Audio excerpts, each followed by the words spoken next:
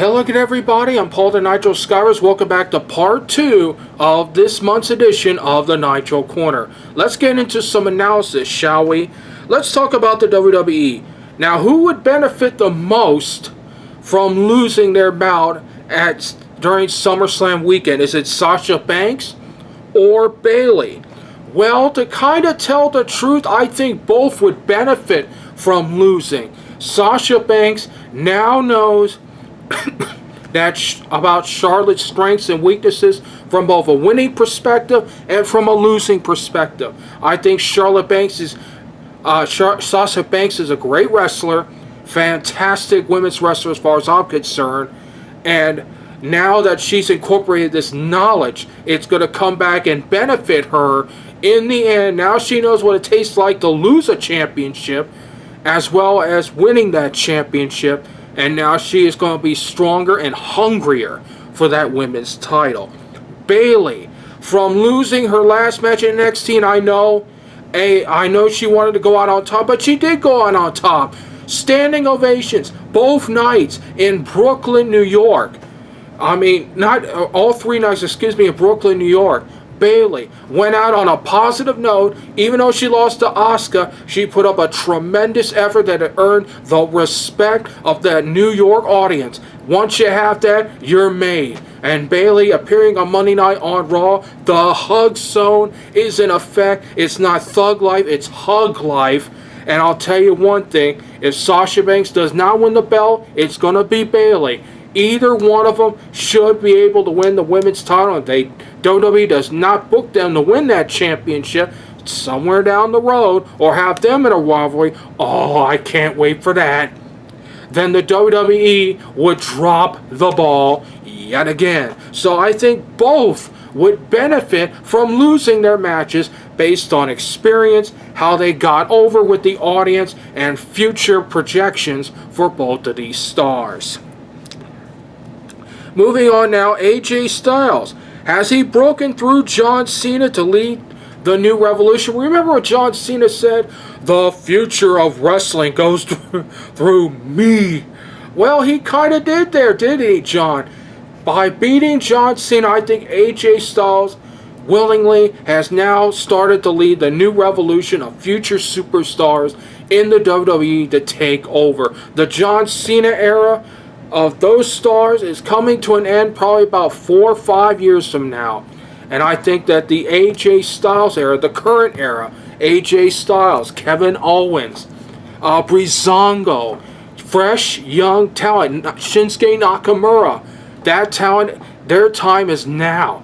And I think they'll carry them for the next 20 years until the next future generation plants their seed right there in this current era. So yes, AJ Styles has broken through. He is the leader of this new revolution in professional wrestling. Believe me, folks, John Cena, the future of wrestling goes through me. Well, they did, John. I guess, wise words to say there, huh, champ? Moving on now, Bobby Roode. Does he have too much hype too soon? No. He has the perfect hype. Glorious. The theme music relates now to Bobby Roode. It gets in people's heads, and he has the ability to back it up. I think that Bobby Roode time is now. I wouldn't be too surprised that by WrestleMania time, Bobby Roode will be the new NXT champion, and probably 4 or 5 months after that, I would see him get drafted to either the Raw roster or the SmackDown roster because he's glorious. Don't let me get started singing that. Moving on now, Becky Lynch. Does SmackDown regret picking her for the draft? Oh, that's a good question, because you know Becky hasn't been exactly winning her matches since she got drafted, haven't she? I'm going to say, for right now, yes. I think Becky Lynch has become a little bit of a disappointment to the SmackDown roster. If she wins the Women's Championship, more power to her, I'll take it back. But do you really see Becky Lynch right now being the Women's Champion after being booked to lose every pay-per-view since she got drafted? She lost a 6-man tag. she was standing there all alone in the ring when Eva Marie had that knee injury, that hamstring pull, or that wardrobe malfunction. Or how about when she lost to Alexa Bliss? I don't know whether you would book her as a champion when you're booking her to lose each and every time. So they're kind of regretting the fact that Becky Lynch was drafted to SmackDown. And that is your analysis for the WWE for this month. Moving on to Ring of Honor, let's talk about Jay White. I've been very impressed with this young man. As a matter of fact, I asked this question about Jay since he's from New Zealand. Is he the next Tony Garea? For those of you real wrestling fans out there that know the history of wrestling, Tony Garea, also from Auckland, New Zealand, started out kind of like Jay White, a very hot, fresh, baby-face type competitor with great skill, great agility. And Tony was a brawler back in his day too, you know. He put up there with Mr. Fuji and Professor Toru Tanaka. He was a great tag team specialist as well. The distinct difference is Jay White is a singles wrestler. Don't get me wrong, Tony Garea can go as a singles wrestler. Took superstar Billy Graham to the limit a couple times in 1977 and then 1978 for the Worldwide Wrestling Federation heavyweight title. But Tony Garea was more of a tag team wrestler. Jay White is more of a singles wrestler. Plus, Jay White has got a little more of a skill set than Tony Garea. What I see similarity is his toughness. Garea was tough. He is tough. He's also flexible. Garea was flexible as well early in his day, and he learned how to adjust on the fly as he progressed on in his career. I'm talking about Tony Garea. Jay White will probably progress along as well with his skill set. So, kinda, I would have Jay White remind me a lot of Tony Garea. Watch some early Tony Garea matches. You'll probably agree with me that Jay White, if he was transported back in 1973, would be very similar to Tony Garea. Let's talk about Jay Lethal. Did his shaving of his head at the hands of Adam Cole cost him the Ring of Honor title? Unfortunately, the answer is yes. It was a major psychological ploy. Once you get your head shaved, the sheer embarrassment of being a bald-headed geek. That's what Jimmy Valiant called Paul Jones at one point, drove him nuts.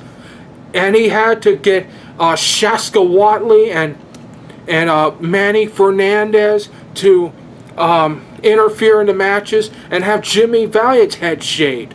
The bald-headed geek type of mystique unfortunately went to Jay Lethal. You look in the mirror, he's screaming, "No! My hair is gone! No, I don't want to be bald!" I think that kind of had a psychological effect on him. He wanted revenge. Pure revenge. That is what Adam Cole wanted the whole time. So if I was Jay Lethal, I would take a look back. Now that you got a shaved head, you got nothing left to lose now. After you lost your Ring of Honor title, now you can go back. You can recuperate more. And you can definitely will regain the Ring of Honor title. So yeah, the head shaving did cost him the Ring of Honor title. Although I do not condone that, by the way. Thumbs down to Adam Cole for that. Dumb. What are you thinking? Let's talk about bad influence to wrap up Ring of Honor. Will the arrogance of bad influence help or hurt them? Down the road it's going to hurt them. I mean, you got so many good teams out there that on any given night, any team, War Machine, Briscoes, Motor City Machine Guns. I mean, let's face it, bad influence. You're not the gods of wrestling. You may be the best in the business. What is that? That's just arrogance, folks, and it will cost you down the road. So, yeah, I think your arrogance is going to cost you the tag team titles. I would rein it in a little bit if you're going to keep those tag team titles. And that's it for Ring of Honor, and that's it for my analysis for this month here on the Nitro Corner. And now it's time for your favorite part of the program. I know you like it as well as I do. It's trivia time. That's right. 2 really good trivia questions. I will reveal the answers on the next edition of the Delaware Pro Wrestling Report, which will be coming out September 10th. Quick plug for you. For those of you in Dover, Rampage Pro Wrestling presents The Reaping at the Dover YMCA, Saturday night, September 10th, 7 p.m. Tickets will be available at the door. $20 VIP, $15 general admission for the event. It's going to be a war when Rampage Pro Wrestling presents The Reaping. Now, and I'll have more information about those matches on the Delaware Pro Wrestling Report. But back to trivia time. Let's get started. Both of these are going to be true or false questions this month. I'll have the answers for you, of course, on the Delaware Pro Wrestling Report on September 10th. So let's begin. Trivia time, question number 1. True or false? Former NWA World Champion Leo the Lion Nomellini set an NFL record for most consecutive games played with 174 games with the San Francisco 49ers in 1963. Excuse me. To repeat, true or false? Former NWA World Champion Leo the Lion Nomellini, set an NFL record for most consecutive games played with 174 games with the San Francisco 49ers in 1963. Question number 2, true or false? In a recent statistic out of a book that I just read, since 1900, New York City has had the largest crowds for wrestling in North America with 34, followed by Montreal, Quebec, Canada with 15. Repeat, in a recent statistical table that I just read in a recent book, I'll tell you more about that in the answer on September 10th. In a recent stat, since 1900, New York City has had the largest crowds for wrestling with 34, followed by Montreal with 15 in North America. I'll have the answers to those 2 trivia questions on September 10th. Now it's time for Timeline for August 1st to the 31st time period. Here we go. The WWE on August 26, 1969 in Atlantic City, New Jersey, Bruno Sammartino defeated Mitsu Arakawa to keep his Worldwide Wrestling Federation heavyweight title. And on August 7th, 1999 in Pittsburgh, Pennsylvania, excuse me, The Rock, Kane, and X-Pac defeated Triple H, The Big Show, and The Undertaker. Next up, World Class Championship Wrestling, August 15th, 1982, Wrestling Star Wars, as Kerry Von Erich and Ric Flair ended in a no contest in a 2 out of 3 falls bout where Alfred Neely of the UWF, then known as Mid-South Wrestling, was a guest referee. And Georgia Championship Wrestling will round out our timeline. August 21st, 1965, Pepper Gomez defeated the Mongolian on Georgia Championship Wrestling.